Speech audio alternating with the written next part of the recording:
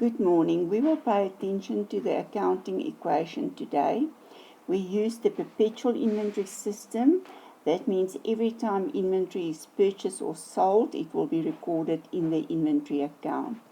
A profit of 50% on cost price is maintained. That means if it's on cost price, the cost price equals 50%. Cash sales according to cash register roll, 21,000. As soon as goods are sold, whether it's sold for cash or on credit or debtors return goods, for those three transactions you will have two double entries for every transaction. A double entry at sales price and a double entry at cost price. Cash sales means that we receive money, so that means the bank will be one of the accounts that will receive the 21. Sales is an income, so income increases with the 21,000. So our first entry will be at the sales price.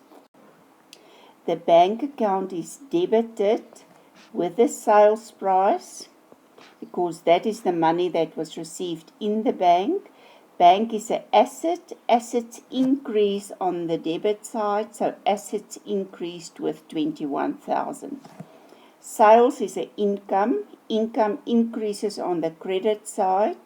When we have income, the profit increases. Therefore, the owner will get a bigger profit, so equity will increase with 21,000. It is a cash register roll that was issued to the customers, and we used a duplicate in the cash register to complete the entries in the cash receipts journal. The information stated that a profit of 50% on cost price was made.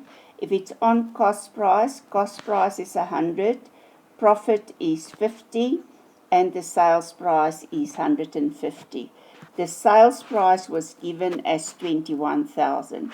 If we want to calculate the cost price, the one that we want, 100, divided by the one that we know, 150, times 21,000, and that will give us the cost price as 14,000 rand.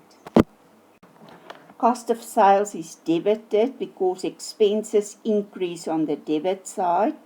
Expenses will decrease profits, so the owner will get a smaller profit, so the equity will decrease with 14,000. Assets increase on the debit side and decrease on the credit side. We are selling inventory, so we are decreasing our assets with 14,000 on the credit side. The source document is the same cash register roll recorded in the cash receipts journal. Received an invoice from High Traders for 9,000 less 20% trade discount. If we receive trade discount or cash discount, we subtract it from the amount immediately to determine what is the actual price of the goods that we bought and to determine what is the price of the goods that will be paid by check. So we will work out 20% on 9,000, giving me 1,800. Subtract the 1,800 from the 9,000 immediately, and that will give me the purchase price as 7,200. What happened here? We bought goods, so if we buy goods, inventory will be the one account. We paid by check, so bank will be my double entry. Inventory was purchased, so inventory asset increased on the debit side with 7,200. The bank was decreased because we have less money in the bank, 7,200. We issued a check to the person, and the check counterfoil is a copy of all the information on the check. The bookkeeper will use the check counterfoil to record the transaction in the cash payments journal. Issued a receipt to the owner for 20,000. He paid the money in the bank of the business to increase his capital contribution. So the money increased in the bank, so the one entry will be in your bank account. The other entry will be in the capital account because he increased his capital contribution. The bank account is debited because assets increase on the debit side with 20,000 Rand. Capital will increase equity.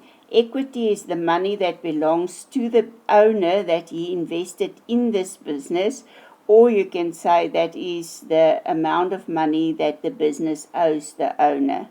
If the business receives money, they give a receipt as proof of payment, and the money is recorded in the cash receipts journal. Services rendered 1,800. The one account will be services rendered, that will be an income for the business. You receive money, so the double entry will be in the bank account. Bank account is debited to increase the assets with 1,800. Services rendered is credited to increase income. Income increases profits, so the equity will increase because the owner will get a bigger profit. You will issue a cash register roll when you render services, and the entry will be recorded in the cash receipts journal. Paid the telephone account for calls made 300 Rand. You paid money out of the bank, so the one entry is in the bank. What did you pay? Telephone, so the double entry will be in the telephone. Expenses increase on the debit side, so telephone will be debited. If you pay expenses, profits decrease, so equity will decrease. Money was taken out of the bank account, so assets decreased with 300. This entry is recorded from the check counterfoil in the cash payments journal. Cash purchases of stationery. Money was taken out of the bank and stationery was purchased. Stationery is expense. Expenses increase on the debit side. That will decrease profits, therefore equity will decrease. Money was taken out of the bank, so assets is decreased on the credit side with 400 Rand.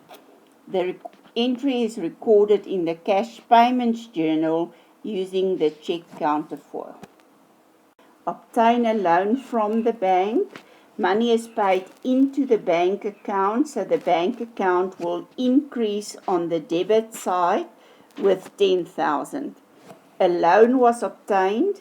That is an obligation to the business that they will have to pay back in the future, so the loan account is credited to increase liabilities with 10,000 Rand. When the business received this loan, a receipt was issued as proof of payment that the money was received, and it was recorded in the cash receipts journal. Issued a check to buy a computer, less 10% trade discount. We subtract the trade discount immediately. 10% is 800 Rand. So this computer is actually costing us 7,200.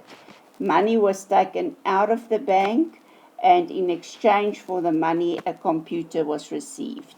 So equipment increased assets on the debit side with 7,200. Bank, money was taken out of the bank, so the bank is decreasing assets on the credit side with 7,200. The entry is recorded from the check counterfoil in the cash payments journal. The accounting equation is assets equals equity plus liabilities.